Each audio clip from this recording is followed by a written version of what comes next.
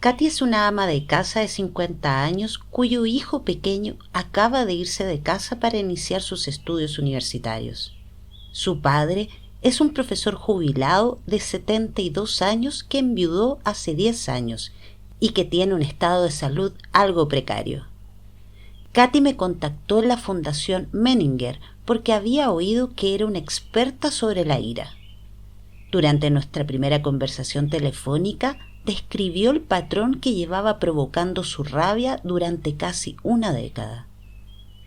Mi padre tiene un grave problema, explicó con evidente desesperación.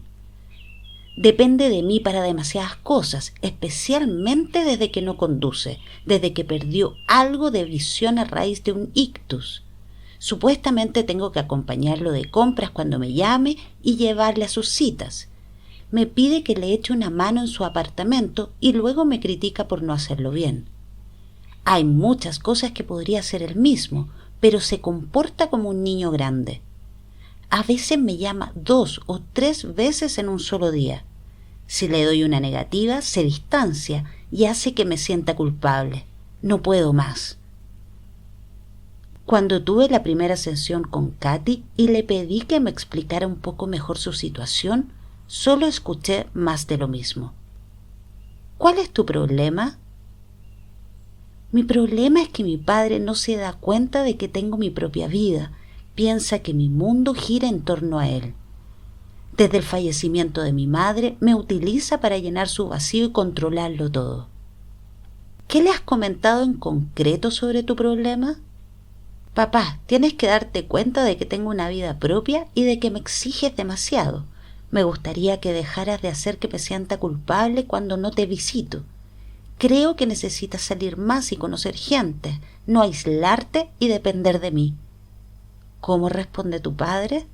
Se lo toma mal y deja de hablarme durante un tiempo, o a veces empieza a hablar sobre su mala salud y hace que me sienta tan culpable que no me compensa. ¿Qué haces entonces? Nada, es que nada funciona, por eso estoy aquí. Lo más impactante y bastante típico de la breve sinopsis de Katy era que todas sus palabras eran referidas a su padre. Mi padre no se da cuenta de que tengo una vida propia. Mi padre piensa que mi mundo debería girar en torno al suyo. Mi padre me utiliza. Mi padre me exige demasiado. Mi padre hace que me sienta culpable. Mi padre necesita salir y conocer gente.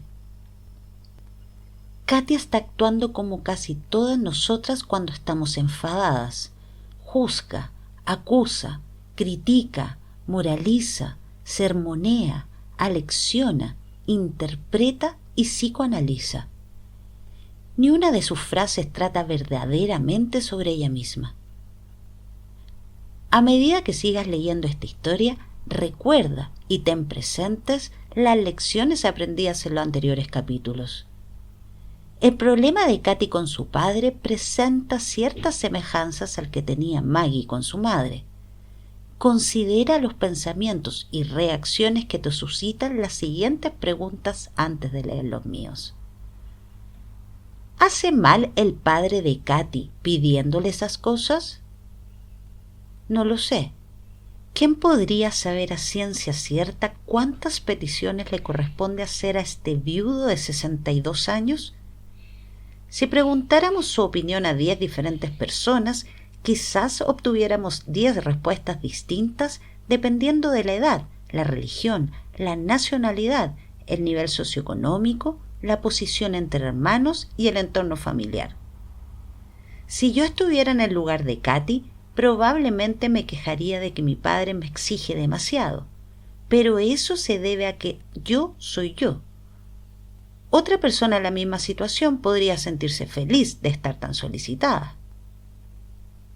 Si pretendiéramos llegar a la verdad última sobre el asunto, cuánto debería exigir un padre a una hija, cuánto debería dar una hija a un padre, podríamos estar perdiendo de vista que existen múltiples formas de percibir la misma situación y que las personas pensamos, sentimos y reaccionamos de diferentes formas. Insisto en este punto porque se trata de un concepto sumamente difícil de captar y recordar cuando estamos enfadadas. Tener intereses encontrados y diferentes percepciones del mundo no significa que una parte esté en lo cierto y la otra esté equivocada. ¿Tiene derecho Katy a estar enfadada? ¿Es lícita la rabia que siente hacia su padre? Por supuesto que sí. Como he mencionado antes, sentirse enojada no es ni bueno ni malo, ni lícito ni ilícito. Tenemos derecho a sentir todo lo que sentimos y la ira de Katy merece su atención y respeto. Pero el derecho de Katy a estar enojada no significa que su padre sea el culpable. Por el contrario, la ira y el resentimiento crónicos de Katy son una señal de que necesita volver a evaluar su participación en las interacciones con su padre y considerar cómo podría actuar de un modo diferente en esta relación importante. ¿Qué falla en la comunicación entre Katy y su padre? Para empezar, Katy no está actuando con tacto ni estrategia. Pocas personas son capaces de escuchar cuánto se las critica o se les señalan sus errores. A menos que Katy tenga un padre extraordinariamente flexible, es probable que su forma de expresarse haga que éste se ponga aún más a la defensiva y no le escuche. Además, Katy transmite con sus palabras que es toda una experta en lo que se refiere a su padre. Lo juzga como un hombre egoísta, neurótico y exigente que está usando a su hija para llenar el vacío que le ha dejado el fallecimiento de su esposa. Esta interpretación psicológica puede ser válida o no serlo. Existen muchas otras explicaciones posibles para la conducta de su padre. Diagnosticar a los demás es el pasatiempo favorito para la mayoría de nosotras cuando sufrimos grandes dosis de estrés. Aunque puede reflejar el deseo de aportar una información verdaderamente útil, generalmente se trata de una forma sutil de reproche y de quedar por encima del otro. Al diagnosticar confirmamos que sabemos lo que piensa, siente o desea realmente la otra persona, o bien cómo debería pensar, sentir o actuar. Pero en realidad no podemos estar seguras de nada de eso, y ya es bastante complicado conocerlo sobre nosotras mismas. ¿Quién tiene el problema? Mi padre tiene un grave problema. Depende de mí para demasiadas cosas. Estas palabras, lo primero que me dijo Katy cuando me llamó por teléfono para pedir cita, reflejan su convencimiento de que es su padre quien tiene el problema. Y, sin embargo, según su descripción, su padre es capaz de reconocer sus propios deseos, expresarlos con claridad e incluso conseguir lo que se propone. Realmente es Katy quien tiene el problema. Le falta encontrar el modo de identificar y clarificar sus propios límites con su padre para evitar sentirse amargada y resentida. Es Katy quien sufre y tiene el conflicto. Es su problema. Afirmar que Katy tiene un problema, sin embargo, no quiere decir que esté equivocada ni que haya que culparla de este. ¿Quién tiene el problema? Es una pregunta que no tiene nada que ver con la culpa. La persona que presenta el problema es simplemente la parte que se siente insatisfecha o en conflicto con una situación concreta. ¿Cuál es el problema de Katy? Su problema es no haber clarificado internamente una serie de importantes cuestiones. ¿Cuál es mi responsabilidad con mi propia vida y con mi padre? ¿Qué es ser egoísta y qué es ser coherente con mis deseos y prioridades? ¿Cuánta ayuda puedo prestar a mi padre sin sentirme enfadada o resentida? Cuando consiga poner a luz a estas difíciles cuestiones, podrá relacionarse con su padre de manera totalmente diferente. El problema de Katy no es que su padre le haga sentirse culpable. Nadie puede hacer que nos sintamos culpables, solo pueden intentarlo. Lo más probable es que aquel se lo ponga difícil cuando ella comience a cambiar el antiguo patrón, pero solo ella es responsable de sus propios sentimientos, incluida la culpa. No cabe duda de que no hay respuestas sencillas para esto. ¿Cuál sería tu reacción si Katy pusiera nuevos límites a su padre? ¿Te parecería egoísta o celebrarías su gesto de autoafirmación? ¿Quién sabe? ¿Cuántas de nosotras podemos distinguir con seguridad dónde empiezan y terminan nuestras responsabilidades con los demás? ¿Cómo podemos las mujeres, entrenadas desde el nacimiento a definirnos por medio del cuidado amoroso a los demás, saber con seguridad cuándo es hora de decir por fin hasta aquí? El trabajo de una mujer no acaba nunca. Era el credo que había seguido Katy con sus hijos, y ahora que el pequeño se había ido, continuaba ese drama con su padre. Al parecer, Katy había estado dando la mayor parte de su vida, tal como habían hecho antes su madre y su abuela. En el fondo de su ser se sentía demasiado atemorizada y culpable para sacar a la luz esa parte de sí misma que había permanecido oculta durante mucho tiempo, que deseaba comunicar sus necesidades a los demás y comenzar a recibir. Katy se había entregado de forma tan exclusiva a las necesidades ajenas que había traicionado, si no perdido, su propia identidad. Aunque sentía la ira de su identidad reprimida, todavía no había logrado utilizarla para realizar cambios. Por mucho que simpaticemos o nos identifiquemos con la situación de Katy, es ella quien ha de afrontarla y solucionarla. Esto no implica que Katy sea una mujer neurótica o esté descaminada o equivocada, ni tampoco significa que ella misma sea la causa de su problema.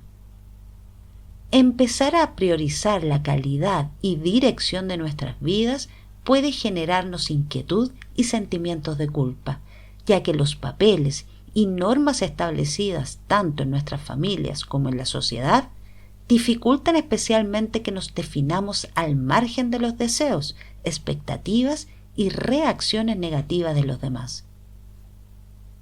Si, por el contrario, no utilizamos nuestra ira para posicionarnos con claridad en todas nuestras relaciones importantes, al tiempo que gestionamos los sentimientos que vayan aflorando, nadie asumirá esta responsabilidad por nosotras. Hacer uso de la falta de claridad. Katy me pidió ayuda porque deseaba hacer algo con su padre y quería que yo le dijera qué era ese algo. El hecho es que Katy, como muchas mujeres, ya tenían demasiada gente a su alrededor que le decía lo que tenían que hacer. Su madre, por ejemplo, le había enseñado que la generosidad, el sacrificio y el servicio eran la vocación de una mujer. Ahora sus amigas le insistían en que la autoafirmación era la clave para su liberación. No digas que sí cuando lo que quieras decir es no, era la consigna más repetida de sus consejeras, hasta que ella misma comenzó a creer que tal vez podría solucionar su problema si consiguiera reunir el coraje para pronunciar ese terrible monosílabo. Lo que Katy necesitaba realmente era relajarse y no hacer nada, al menos de momento. No es inteligente tomar decisiones o tratar de efectuar cambios en una relación cuando te sientes enfadada y exaltada. Además, en realidad, Katy no había reflexionado mucho acerca de su situación por estar demasiado ocupada reaccionando contra ella. Un buen comienzo consistiría en dejar de acusar y diagnosticar a su padre. Podría empezar a reconocer que le corresponde a ella separarse un poquito de los deseos y expectativas paternos para poder clarificar sus propias elecciones y prioridades y decidir qué desea seguir haciendo y qué no. También podría admitir que aún no tiene claros esos puntos y que no sabe cómo resolver su problema. Reconocer nuestra falta de claridad es ya un paso significativo en sí mismo. ¿Qué podría hacer Katy a continuación? ¿Qué podríamos hacer cuando estamos enfadadas como reacción a las exigencias ajenas y, a la vez, no sabemos cómo cambiar nuestra conducta? Si bien nuestra ira apunta a un problema, no nos proporciona respuesta, ni siquiera una pista sobre cómo solventarlo. La ira es simplemente algo que sentimos o que nos permitimos sentir. Al mismo tiempo, nos indica que necesitamos aflojar el paso y pensar más claramente sobre nuestra posición. Y desde luego, la ira puede ponernos difícil la tarea. En este momento la tarea de Katy es no hacer nada con su rabia.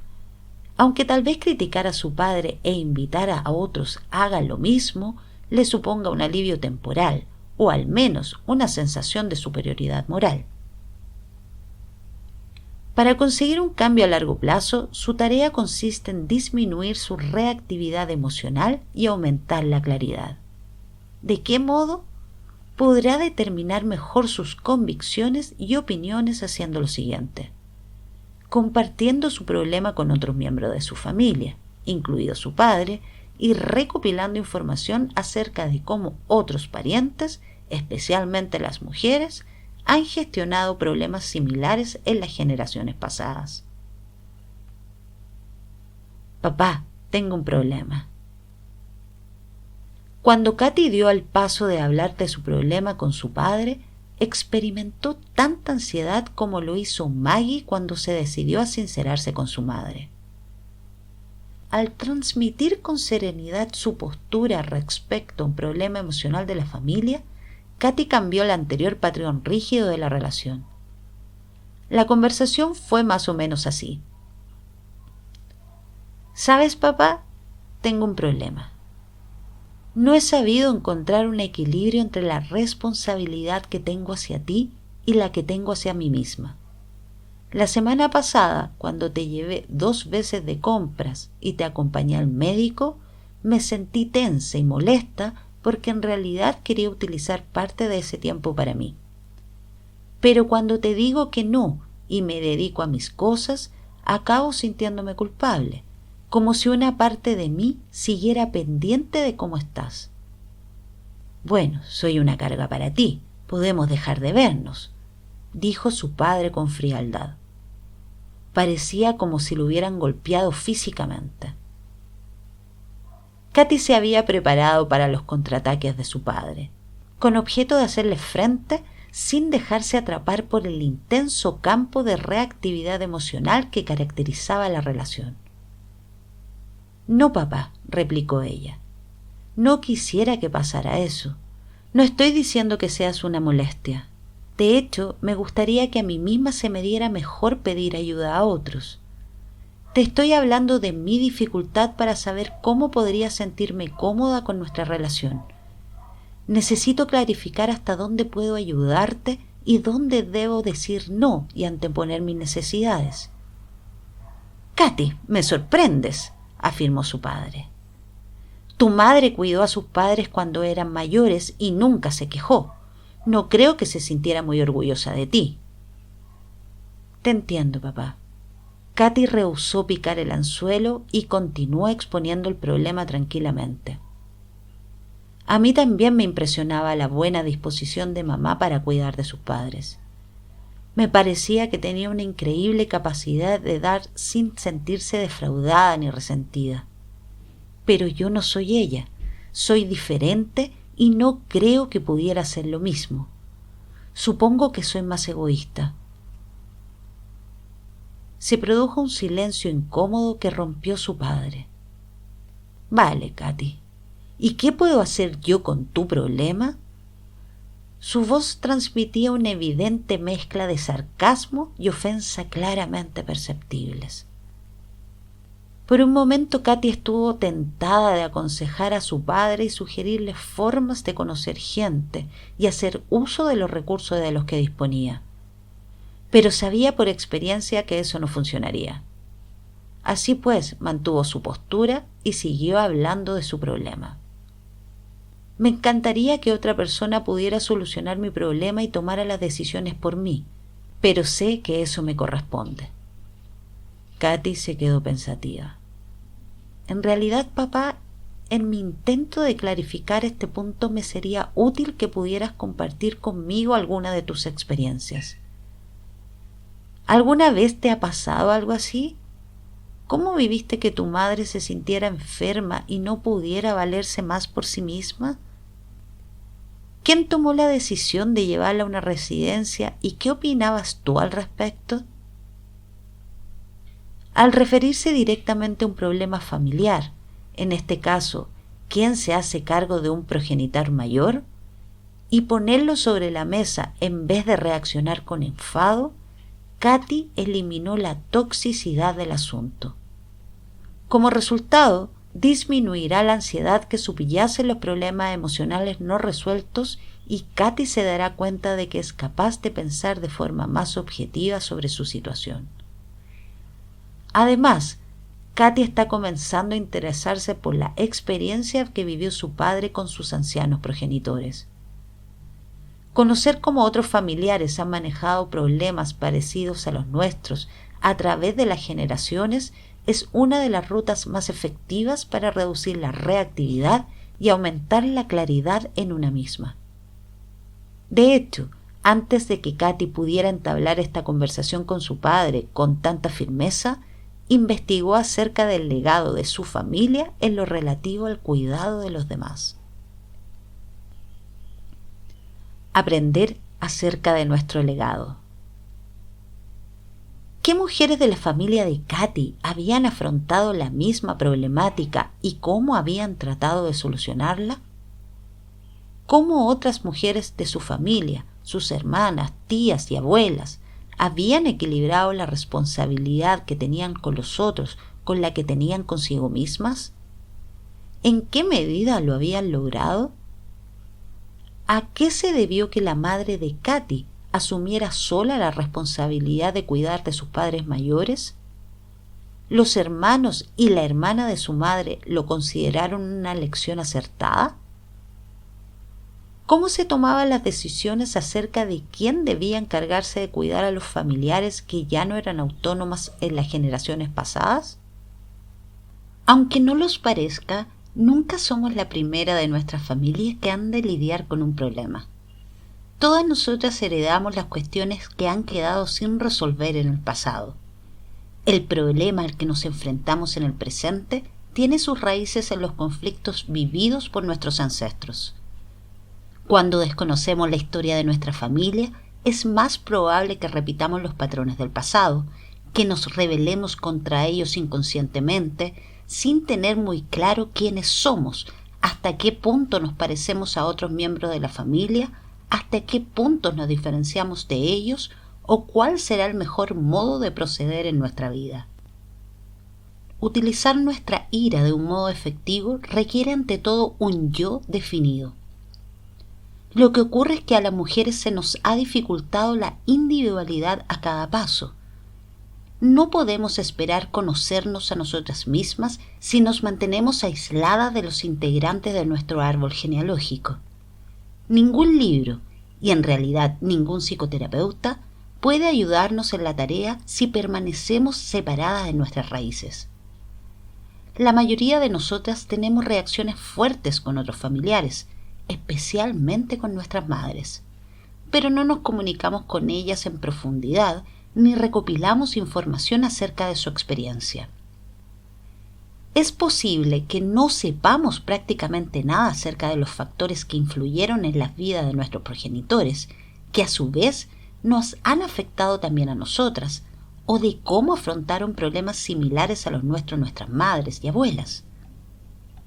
Cuando no sabemos estos detalles, no nos conocemos a nosotras mismas.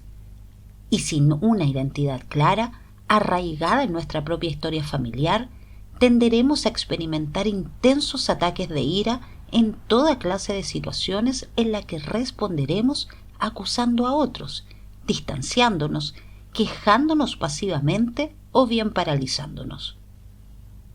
Así pues, Katy tenía deberes familiares por hacer. Contactó con una amplia representación de miembros de su familia, especialmente de mujeres, y conoció sus experiencias y punto de vista cuando le había tocado lidiar con problemas parecidos al suyo. Gracias a los testimonios de estos familiares vivos, Katy conoció más detalles de otros ya fallecidos, incluida su madre, y de este modo pudo contemplar el problema con su padre desde una perspectiva más amplia. Katy descubrió que las mujeres de su familia tendían a pertenecer a dos bandos opuestos, aquellas que, como su madre, se sacrificaban enormemente para cuidar a sus padres y abuelos mayores, y aquellas que, como la hermana de su madre, la tía Peggy, optaba por desentenderse. Así pues, se habían creado facciones antagónicas. La madre de Katy, por ejemplo, dejó de hablar con su hermana durante varios años tras el fallecimiento de su madre porque le parecía que no había cumplido con su parte en el cuidado de la difunta. Pero desde el punto de vista de Peggy, la madre de Katy había tomado decisiones unilaterales y poco acertadas sobre el tema. El cuidado de los padres mayores había sido un asunto tan controvertido en las generaciones pasadas que era previsible que Katy tuviera dificultades para encontrar un término medio y alcanzar un cómodo equilibrio entre la responsabilidad que tenía consigo misma y la que tenía con su padre. Al conectar con su familia y recopilar información sobre esta, Katy fue sintiéndose más tranquila sobre su situación y pudo empezar a considerar nuevas opciones para ella y su padre, cuando antes estaba convencida de que no había salida, aunque lo cierto es que no había respuestas fáciles ni soluciones agradables. En una ocasión, Katy resumió su problema del siguiente modo: por mucho que siga yendo a terapia, seguiré sintiéndome culpable si le digo no a mi padre y enfadándome si sigo accediendo a todo lo que me pida. De modo que si pretendo cambiar, supongo que tendré que acostumbrarme a sentirme culpable durante un tiempo. Esto es exactamente lo que hizo. Vivió sintiendo un poco de culpa, la cual no resultó ser fatal, y fue remitiendo finalmente. Los cambios concretos que Katy llevó a cabo con su madre podrían parecer insignificativamente vistos desde afuera. Decidió ir a cenar con él 2 veces por semana en lugar de 3, y le anunció que le haría la compra los sábados en lugar de estar a su disposición durante la semana. Aunque estas fueron las únicas modificaciones que introdujo, consiguió mantenerlas y ejercieron una considerable influencia en su vida. Poco después, su padre inició también una transformación. Se hizo amigo de otra anciana del barrio y comenzaron a conversar durante horas todos los días. Por un lado, esta novedad tranquilizó a Katy y por otro, la inquietó. Empezó a darse cuenta de hasta qué punto la preocupación por su padre había llenado su vida y le había permitido no tener que afrontar la cuestión de su falta de conexión con sus iguales. También descubrió que se le daba mucho mejor ofrecer ayuda que pedirla. Los pasos concretos que Katy decidió dar o no dar en la relación con su padre son la parte menos importante de la historia. La solución que encontró ella no necesariamente sería válida para ti o para mí. Lo más relevante es el trabajo que realizó en su propia familia, que le proporcionó una mayor sensación de conexión con sus raíces, así como de separación y claridad individuales. Ahora ya estaba preparada para utilizar mejor su ira como un trampolín para reflexionar sobre su situación, en vez de ser una víctima de ella. Y como veremos, pensar con claridad sobre los interrogantes ¿de qué soy responsable y de qué no soy responsable? Supone un difícil reto para todas nosotras.